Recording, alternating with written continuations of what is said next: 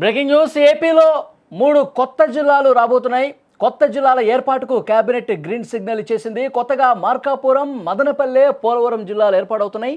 ఇక అద్దంకి, పీలేరు, మనగానపల్లె, మడకశిర, నక్కపల్లి రెవెన్యూ డివిజన్లకు ముఖ్యమంత్రి ఆమోదం తెలిపారు. ఈ విషయానికి సంబంధించి మరింత ఇన్ఫర్మేషన్ తెలుసుకుందాం. మా ప్రతినిధి సాయి ఫోన్ లైన్లో సిద్ధంగా ఉన్నారు. సాయి, ఏపీలో కొత్తగా 3 జిల్లాలు రాబోతా ఉన్నాయి. ముఖ్యమంత్రి వాళ్ళ కేబినెట్ భేటీలో గ్రీన్ సిగ్నల్ కూడా ఇచ్చేశారు. ఇంకా రెవెన్యూ డివిజన్స్ తర్వాత అక్కడ ప్రజలు ఎవరైతే చిరకాల వాంచే, చిరకాల డిమాండ్ ఇది మొత్తం సఫలం అయినట్టేనా? అక్కడ అందరూ కూడా హ్యాపీగానే ఉన్నారా ఆ జిల్లాల ప్రజలు? యాక్చువల్లీ ఇదంతా కూడా ఎలక్షన్ సమయంలో ఇచ్చిన హామీల్లో భాగంగానే. ఎందుకంటే ఎప్పటి నుంచో కోరుకుంటున్నారు, రెవెన్యూ డివిజన్లు కావాలని కోరుకుంటున్నారు. అలాగే కొత్త జిల్లాకు సంబంధించిన ఈ ప్రాసెస్ అంతా కూడా ఎప్పటి నుంచో నడుస్తుంది. అయితే ప్రస్తుతం 13 జిల్లాల నుంచి 26 అయ్యాయి. 26 నుంచి 29 జిల్లాలు అవ్వబోతున్నాయి. దీనికి ప్రధాన రీజన్ ఏంటంటే డిసెంబర్ 31 లోపు దీనికి సంబంధించి ఆమోద ముద్ర వేయకపోతే జనవరి 1 నుంచి కొత్తగా ఈ జనాభా గణన స్టార్ట్ అవుతుంది. సో అప్పటికి జనాభా గణన స్టార్ట్ అయ్యే సమయానికి ఖచ్చితంగా కొత్త జిల్లాల ఏర్పాటు అనేది చేయడానికి రూల్స్ ప్రకారం కుదరదు. ఏదన్నా కూడా డిసెంబర్ 31 లోపు మాత్రమే కొత్త జిల్లాల ప్రకటన చేయాల్సి ఉంటుంది, ఆమోద ముద్ర వేయాల్సి ఉంటుంది. దీనికి సంబంధించి చాలా వేగంగానే ఈ ప్రభుత్వం అడుగులు వేసిందని చెప్పుకోవచ్చు. సాధారణంగా చాలా జిల్లాల పేర్లు మొదట బయటకు వచ్చాయి.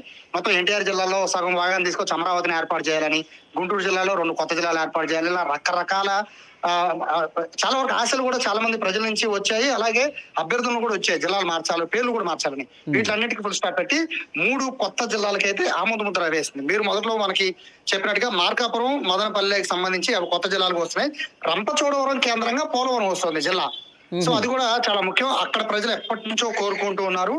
దీంతో పాటు రెవెన్యూ డివిజన్ల పైన ఎప్పటి నుంచో డిమాండ్లు ఉన్నాయి. ఆ డిమాండ్లు కూడా ప్రభుత్వం ఆమోద ముద్ర వేసింది. దీనికి సంబంధించి ముఖ్యంగా అనకాపల్లి జిల్లాలోనే నక్కపల్లి మాత్రం చాలా హై డిమాండ్ వచ్చింది. అలాగే ప్రకాశం జిల్లాలో అద్దంకి కానీ, అలాగే మదనపల్లి జిల్లాలో పీలేరు కానీ, నంద్యాల జిల్లాలో బనగాలపల్లి కానీ, సత్యసాయి జిల్లాలో మడకసిర కానీ, ఇవన్నీ రెవెన్యూ డివిజన్ చేయడానికి కూడా మంత్రివర్గం కూడా ఆమోద ముద్ర తెలిపింది. దీంతో పాటు ఏదైతే కర్నూలు జిల్లాలో పెద్ద హరివనం అని ఒకటి ఉంటుంది, దాన్ని కూడా కొత్త మండలంగా ఏర్పాటు చేయడానికి కూడా నిర్ణయించారు. ఆదోని మండలాన్ని కూడా విభజించి కొత్త మండలంగా ఏర్పాటు చేయడానికి కూడా ప్రభుత్వం ఆమోద ముద్ర వేసింది.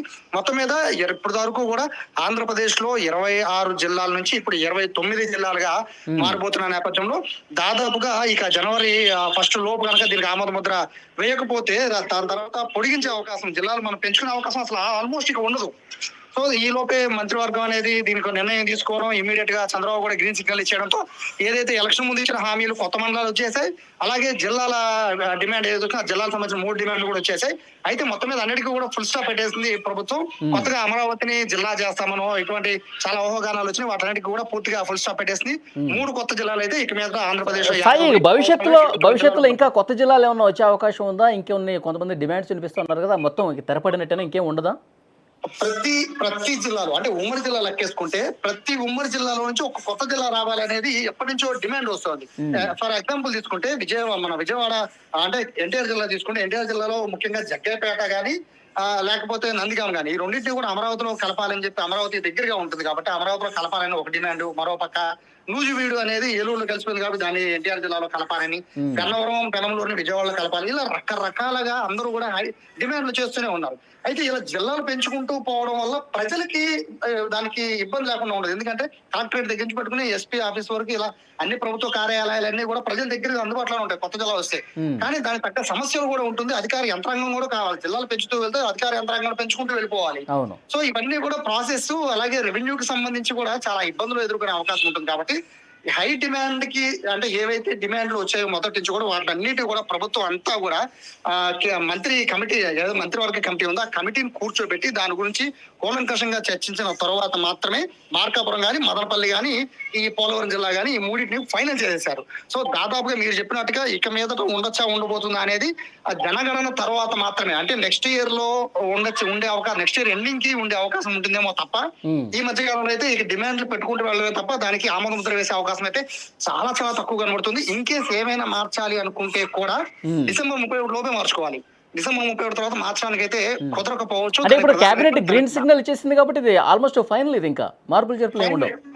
ఈ 3 జిల్లాలకు ఫైల్. ఇంకా ఏమైనా అడిషనల్ కొత్త జిల్లా ఏర్పాటు ఇంకేమైనా అవకాశం ఉంటే అది మాత్రమే డిసెంబర్ 31 లోపు మాత్రమే చేసే అవకాశం ఉంటుంది.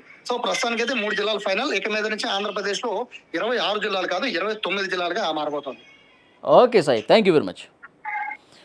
అది ఆంధ్రప్రదేశ్లో 3 కొత్త జిల్లాలకి కేబినెట్ గ్రీన్ సిగ్నల్ చేసింది. మార్కాపురం, మదనపల్లి అలాగే రంపచోడవరం కేంద్రంగా పోలవరం జిల్లా, ఈ 3 జిల్లాలు కూడా ఏర్పాటైనటువంటి పరిస్థితి ఉంది.